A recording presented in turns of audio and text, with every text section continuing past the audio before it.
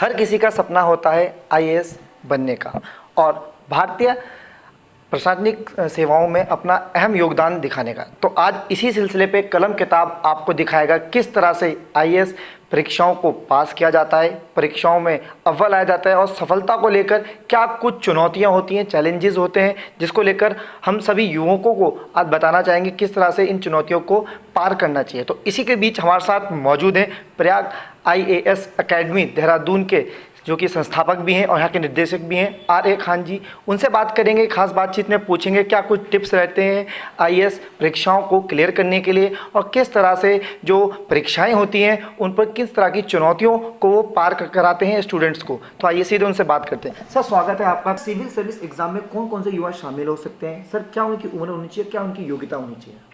देखिए, civil services Bharat के एक सर्वाधिक प्रतिष्ठित सेवा है। इसमें हर युवा का सपना होता है कि हम सिविल सर्विसेज में पहुंचकर समाज की और राष्ट्र निर्माण में अपना योगदान दे सकें।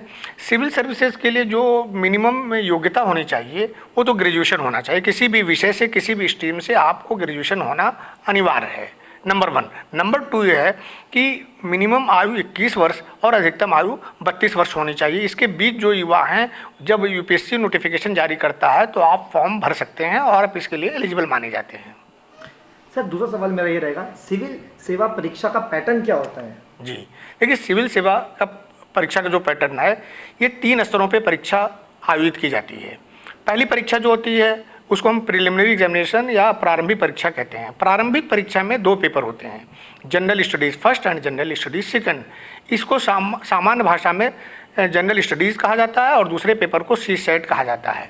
तो जनरल स्टडीज़ जो है इसी के आधार पर मेरिट बनती है। इसमें कुल 100 प्रश्न होते हैं, ये ऑब्जेक्टिव टाइप के प्रश्न होते हैं और इसमें नेगेटिव मार्किंग भी होती है। दूसरा पेपर जो CSET यानी सिविल सर्विसेज एप्टीट्यूड टेस्ट का पेपर होता है, इसमें 80 प्रश्न होते हैं। एक प्रश्न 2.5 मार्क्स का होता है, ये टोटल 200 नंबर का होता है, लेकिन ये क्वालिफाइंग होता है, इसके नंबर फाइनल मेरिट में नहीं जोड़े जाते हैं। जनरल स्टडीज़ फर्स्ट की जहाँ तक बात है, इसमें इसके कई यूनिट्स होती हैं जहाँ से प्रश्न पूछे जाते हैं, जैसे Indian constitution and polity, Indian economy, geography, general science and technology, environment, Bharat की आंतरिक सुरक्षा और भूगोल तथा करंट अफेयर्स। ये वो यूनिट्स हैं जहाँ से सामान्यतः प्रश्न पूछे जाते हैं। अगर कोई स्टूडेंट इसको डेप्थ में जाकर स्टडी करता है तो निश्चित रूप से क्वालिफाई कर सकता है। जहाँ तक मेरिट की बात है कि जैसे माना जाता है कि आईएएस की मेरिट बहुत ज़्यादा जाती होगी सिविल सर्विसेज की, लेकिन इसमें मेरिट अब तक हम लोगों ने देखा है कि 48-49% से लेकर 55% तक अगर कोई बच्चा स्कोर कर लेता है तो 100% वो प्री क्वालिफाई कर जाता है, तब मेंस के लिए एलिजिबल माना जाएगा। सर, अगर कोई छात्र सर ग्रेजुएशन कर रहा हो तो उसे अपनी तैयारी के लिए क्या कुछ करना चाहिए? देखिए, मेरा मानना तो यह है कि ग्रेजुएशन से पहले ही उसे मानसिक रूप से तैयार रहना चाहिए कि उसको सिविल सर्विसेज की फील्ड में जाना है। इंटरमीडिएट करने के ठीक बाद वो इसी अप्रोच से अपना ग्रेजुएशन में सब्जेक्ट का चयन करे कि जिससे उसको सिविल सर्विसेज बीट करना है और तभी सो तैयारी करना शुरू कर दे। सर, आईएएस एग्जाम की जितने भी स्टूडेंट तैयारी करते हैं उन्हें सर रोजाना कितने घंटे देने चाहिए? जी, देखिए, बड़ा इंटरेस्टिंग प्रश्न आपका है कि अक्सर बच्चे पूछते हैं कि सर कितने घंटे पढ़ना चाहिए, लेकिन आज तक इस सवाल का जवाब मेरे पास तो कम से कम नहीं है। इसको आप घंटे में नहीं बांध सकते। सिविल सर्विसेज एक जुनून है, एक पागलपन है। जब आपको लगने लगे कि एक दिन में 24 घंटे से ज़्यादा घंटे होने चाहिए, तब आप समझ जाइए कि आपकी तैयारी ठीक चल रही है। पढ़ने में मज़ा आना चाहिए। जब आपको मज़ा आता है पढ़ने में, तब आप उसको घंटे में डिवाइड नहीं कर सकते। अगर आपको 4 घंटा पढ़ने में मज़ा आता है तो आप नियमित 4 घंटे पढ़िए। अगर आपको 8 घंटा पढ़ने में मज़ा आता है तो आप 8 घंटे पढ़िए, जितना आपको इंटरेस्ट आए। लेकिन जो चीज़ पढ़िए अच्छे से पढ़िए, कम पढ़िए, इन डेप्थ पढ़िए।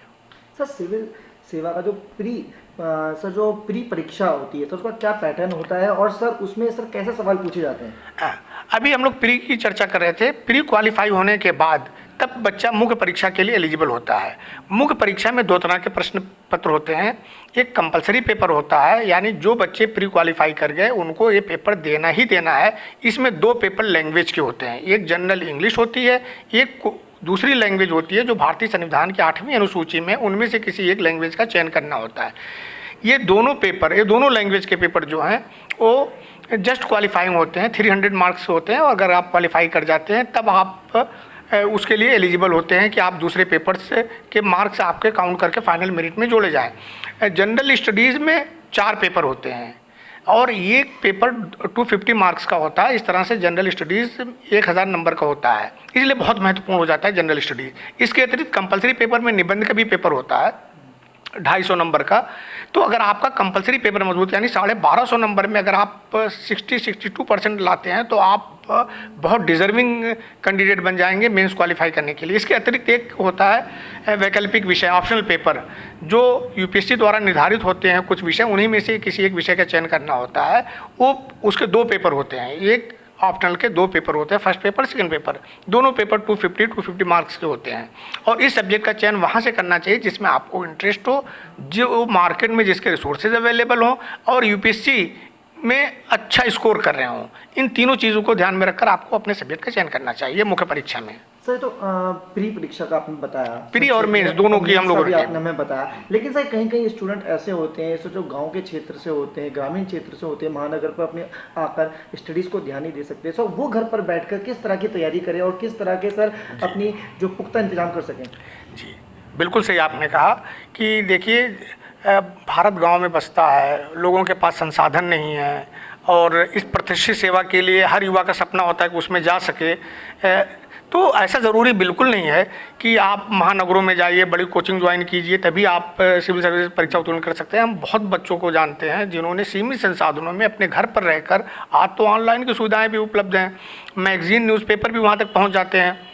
तो अगर आपके पास वैज्ञानिक तरीका है, वैज्ञानिक अप्रोच है, ये आपको पता हो कि आपको क्या पढ़ना है, कहाँ से पढ़ना है और कैसे पढ़ना है, ये 3 चीज़ें मुख्य होती हैं। चाहे वो कोचिंग कर रहा हो, कोचिंग में यही सिखाया जाता है। कोचिंग में ऐसा नहीं है कि कोई वर्ड टू वर्ड सिखाया जाता है कि आपको क्या पढ़ना है, कहाँ से पढ़ना है और कैसे पढ़ना है। ये बच्चा आज ऑनलाइन में बहुत सारे विशेषज्ञ इस पर एक्सप्लेन करते हैं, वहाँ से वो ये जान सकते हैं कि उनको अपनी अप्रोच, अपना एटीट्यूड कैसा रखना चाहिए, कैसे पढ़ना चाहिए, और मटेरियल भी उपलब्ध हैं ऑनलाइन, तो वहाँ से वो पढ़ाई कर सकता है। और मुख्य बात है कि जो बेसिक बुक्स होनी चाहिए अगर वो उनके पास है और वो जाके बहुत विश्लेषणात्मक तरीके से अध्ययन करता है, बहुत पॉजिटिव अप्रोच से अध्ययन करता है, तो गांव में रहकर भी ये परीक्षा उत्तीर्ण की जा सकती है। सर एक चीज़ देखी गई है सर, जो प्री और मेंस की बात की जाती है, अधिकतर सर स्टूडेंट उसे निकाल लेते हैं लेकिन इंटरव्यू में कहीं रुक जाते हैं। सर इंटरव्यू के बताया किस तरह के प्रश्न पूछे जाते हैं और किस तरह की तैयारी करनी चाहिए स्टूडेंट्स को? देखिए, जो मुख्य परीक्षा का पेपर होता है और जो मुख्य परीक्षा 1750 नंबर का पेपर होता है और 275 नंबर का इंटरव्यू होता है। तो इंटरव्यू में जितने मार्क्स मिलते हैं और मुख्य परीक्षा में जितने नंबर मिले हैं, इन दोनों को प्लस करके फाइनल मेरिट बनती है और फाइनल मेरिट के आधार पर पोस्ट डिस्ट्रीब्यूट की जाती है। इंटरव्यू के लिए पर्सनालिटी चेक की जाती है कि आपका व्यक्तित्व कैसा है, आपका विश्लेषण कैसा है, आपकी अभिरुचि क्या है और आपके अप्रोच क्या है, आप एटीट्यूड क्या है, आप कितने प्रगतिशील हैं, कितने सकारात्मक हैं, इस आधार पर नंबर दिया जाता है। और इसी आधार जब ये सारी चीज़ें चेक की जाती हैं, नॉलेज बहुत महत्वपूर्ण नहीं रहती। नॉलेज के पेपर देखिए प्री में, मेंस में चेक कर लिया गया, इससे लग जाता है कि इस बच्चे के पास नॉलेज है तभी इंटरव्यू तक पहुंचा है। अगर उसका व्यक्तित्व अच्छा है, जो बोर्ड के सामने उसे अपना प्रस्तुत करना होता है, अगर व्यक्तित्व आपने विस्तृत अध्ययन किया है, आपकी अप्रोच मानवीय मूल्यों से ओतप्रोत है, राष्ट्रीय निर्माण के लिए आप तत्पर हैं, तो इंटरव्यू आपको आपकी योग्यता को सबमिट करता है। सर इस परीक्षा के लिए किस तरह का मटेरियल सर स्टूडेंट्स को मिलना चाहिए और किस तरह की सर वो मटेरियल्स की बात करते हैं, कौन कौन से किताबें ज़्यादा फोकस करना चाहिए? जी देखिए, 2-3 चीज़ों पर अगर कोई बच्चा ध्यान दे ले तो उसे अश्योर किया जाता है कि वो डिज़र्विंग कैंडिडेट बन जाएगा। पहली चीज़ है कि एनसीईआरटी की सारी बुक्स क्लास 6 से लेकर क्लास 12 तक के लिए पर वो अपनी 100% ग्रिप कर ले। देखिए, सारे बच्चे, सारे विशेषज्ञ ये बताते हैं कि एनसीईआरटी पढ़ी जानी चाहिए, लेकिन सामान्यतः देखने में आया है कि एनसीईआरटी पढ़ते वक्त बच्चों में थोड़ा बोरियत होने लगती है और उससे वो भागना शुरू कर देते हैं। ये पहली गलती करते हैं। एनसीईआरटी पर वो पूरा फोकस करें, 6 महीने सिर्फ एनसीईआरटी पर ही दें, उसके नोट्स प्रॉपर बनाएं, उसको 1 बार, 2 बार, 10 बार, 20 बार उसका अध्ययन करें और जब उनको उससे क्या होगा कि उनकी भाषा पर अच्छी पकड़ होगी, उनकी एक सकारात्मक अप्रोच आ जाएगी, उनके अंदर विश्लेषण की क्षमता, आंसर की जो फ्रेमिंग होती है, लिखने की क्वेश्चन के आंसर की फ्रेमिंग होती है, उसकी समझ उसमें आ जाएगी। तो एनसीईआरटी पर ग्रिप करें। इसके अतिरिक्त हर विषय की अलग अलग कुछ स्पेशल किताबें आती हैं, जैसे इंडियन पॉलिटी एंड कॉन्स्टिट्यूशन के लिए 2 बहुत महत्वपूर्ण किताब है, लक्ष्मीकांत, नंबर 2 डी बसु। इसी तरह से इंडियन इकोनॉमी के लिए एनसीईआरटी के अतिरिक्त जो है वो रमेश सिंह की बुक बहुत अच्छी है। तीसरा जनरल साइंस के लिए एनसीईआरटी की बुक प्लस विजार्ड की एक विशेषांक आता है विज्ञान और प्रौद्योगिकी करके, वो बहुत अच्छा उपयोगी है इसके लिए। इन्वायरमेंट के लिए भी विजार्ड की ये पुस्तक बहुत उपयोगी है। ज्योग्राफी के लिए एनसीईआरटी और एनसीईआरटी के साथ डी खुल्लर के दोनों वॉल्यूम जो हैं ये बहुत उपयोगी हैं। इसी तरह से इतिहास और कला एवं संस्कृत जो है इसके लिए एनसीईआरटी काफ़ी उपयोगी है। अगर इन पुस्तकों का विस्तृत अध्ययन किया जाए, कोई शॉर्टकट रास्ता नहीं है। अगर कोई एक मंत्र है इसके लिए, सिविल सर्विसेज बीट करने के लिए, इसके लिए कोई शॉर्टकट रास्ता नहीं है। आपके पास 1 साल से लेकर 2 साल के बीच का समय होना चाहिए। आप बहुत डेप्थ में स्टडी करें, कम पढ़ें, अच्छे से पढ़ें और कभी भी एक्स्ट्रा ऑर्डिनरी करने की कोशिश ना करें। कोशिश आपकी हो कि आप सामान्य तरीके से हर क्वेश्चन को अच्छे से अटेम्प्ट करते हैं। अगर आपके एवरेज पेपर होता है और किसी पेपर में आपका अच्छा स्कोर हो जाता है तो आप अंडर 10, अंडर 20 आने की स्थिति में आ जाते हैं। सर, अधिकतर हिंदी मीडियम के जो बच्चे होते हैं सर, किस तरह के अलग कुछ तैयारी करनी पड़ती है उन्हें? देखिए, पिछले दिनों में देखने में आया है कि इंग्लिश मीडियम के बच्चे जो है वो बेहतर कर पा रहे हैं हिंदी मीडियम की अपेक्षा। वजह यह है कि हिंदी मीडियम के बच्चों में जो जागरूकता है वो देर से आती है। वो ग्रेजुएशन करते करते तब वो सोचते हैं कि हमको सिविल सर्विसेज में जाना है, जबकि इंग्लिश मीडियम के बच्चे सामान्यतः देखने में आया है कि हाई स्कूल के बाद ही उसी अप्रोच से अपनी स्टडी करना शुरू कर देते हैं। दूसरा ये होता है कि इंग्लिश मीडियम के बच्चे 3 घंटे के अंदर अपने सारे क्वेश्चन अटेम्प्ट कर लेते हैं। हिंदी मीडियम के बच्चों के कई क्वेश्चन छूट जाते हैं क्योंकि उनकी राइटिंग स्किल जो होती है उतनी बेहतर नहीं होती है।